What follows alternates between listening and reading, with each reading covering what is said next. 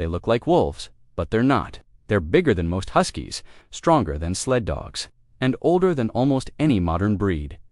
With eyes that reflect the Arctic moonlight and a heart that beats for the frozen wilderness, this is the Alaskan Malamute, the ancient companion of Arctic tribes and one of the oldest working dogs on Earth.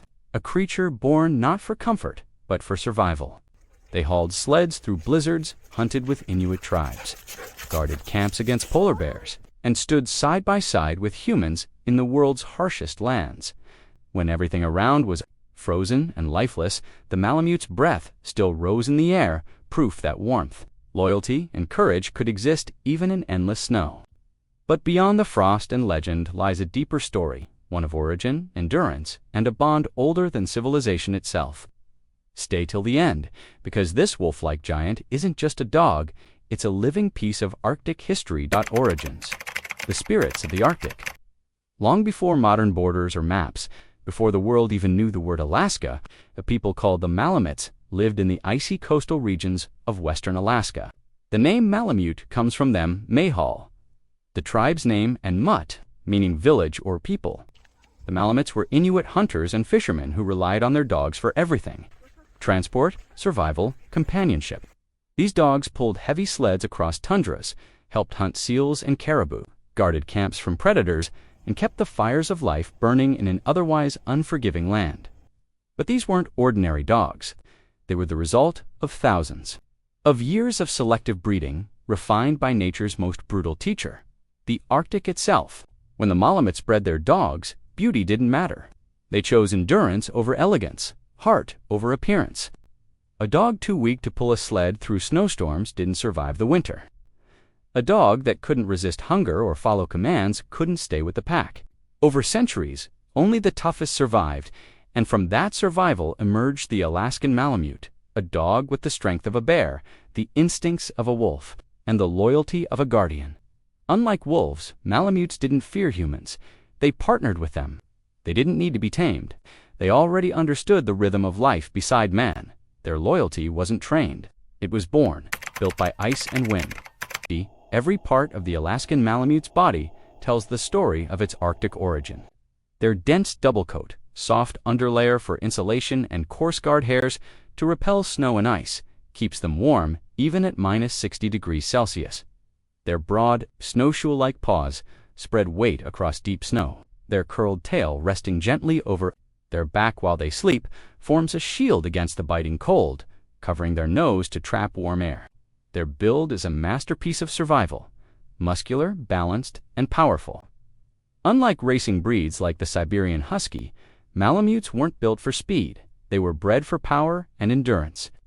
They could haul heavy sleds for miles, day after day, when others would collapse. Early explorers called them the locomotives of the Arctic. A single Malamute could pull up to 1,500 pounds, 680 kilograms. In short bursts, an almost unbelievable feat of strength. But their gifts extended beyond muscles. They had an uncanny sense of direction and danger, navigating whiteout blizzards when humans could see nothing, sensing thin ice, or warning of predators long before they appeared. In a place where one wrong step could cost lives, these instincts made the difference between survival and death. In the Arctic, the Malamute wasn't just a helper. It was family, lifeline, and guardian spirit all in one. Companions of the Mahlemut tribe. For the Malamutes, the bond with these dogs wasn't practical. It was sacred. They believed the dogs carried the spirits of strength and endurance gifted by the northern gods.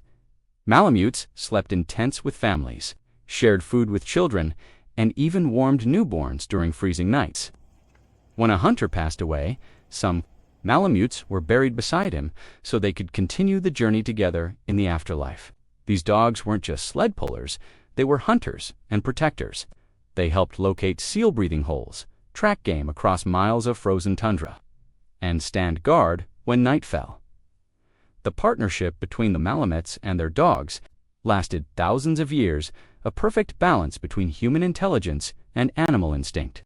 But that harmony was soon tested. When European explorers and gold rush settlers arrived in Alaska in the late 1800s, they saw the power of these dogs and wanted them for sled races and mail transport.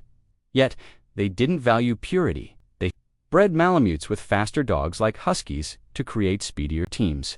By the early 20th century, the pure Mahlemut line was on the brink of extinction. Only a few isolated villages still preserved the ancient bloodline. Saved from extinction, the world almost lost the Alaskan Malamute forever, until a few determined people decided to save it. One of them was Arthur T. Walden, an explorer and musher who recognized their incredible resilience. He, and later breeders like Paul Volcker, began restoring the breed through careful selection. From their work, two primary bloodlines emerged: the Kotzebue strain and the Malute strain, both vital in rebuilding the modern Malamute. These dogs proved their worth again during World War II, serving as Arctic rescue and transport dogs. They carried supplies through snowfields, pulled wounded soldiers to safety, and located downed pilots in frozen terrain. Many never returned home, but their service cemented the Malamute's reputation as one of the most loyal and heroic breeds in history. In 1935, the American Kennel Club officially recognized the Alaskan Malamute. It was not just an acknowledgement of a breed, it was the preservation of a living Arctic legacy.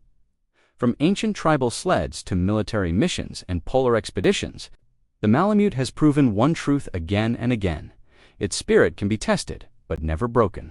The wolf that loved humans. Look into the eyes of an Alaskan Malamute, and you'll see something ancient, a reflection of the wilderness itself. They look like wolves because they share deep ancestral roots, yet their souls are bound to humans in a way no wild creature could ever be.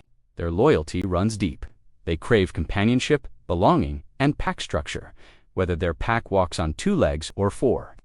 They're playful with children, gentle with family, and fiercely protective when needed. But they're also proud, independent. They don't obey blindly, they think. To earn a Malamute's respect, you must lead with calm confidence. They sense tone, posture, and emotion more than words. These dogs teach leadership and humility, because if you lose patience or doubt yourself, they'll simply take the lead. And then there's their voice, the voice of the Arctic. They rarely bark. Instead, they sing.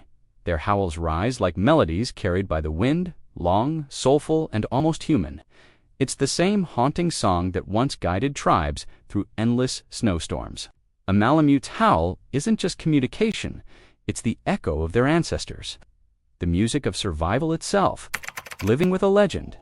Owning an Alaskan Malamute today means bringing home a piece of living history, but also a tremendous responsibility. These dogs were built to work, to move, to explore. They have boundless energy and immense strength. Without purpose or exercise, they can become restless, and a restless Malamute can dig through wood, chew metal, or climb fences taller than you. They need open spaces, cold weather, and challenges that make them feel alive, pulling, hiking, running, or carrying a pack beside their human. They thrive when they have a job to do, when they can feel like part of something bigger. But give them what they need: structure, exercise, love, and they'll give you everything in return. A Malamute's affection is unlike any other.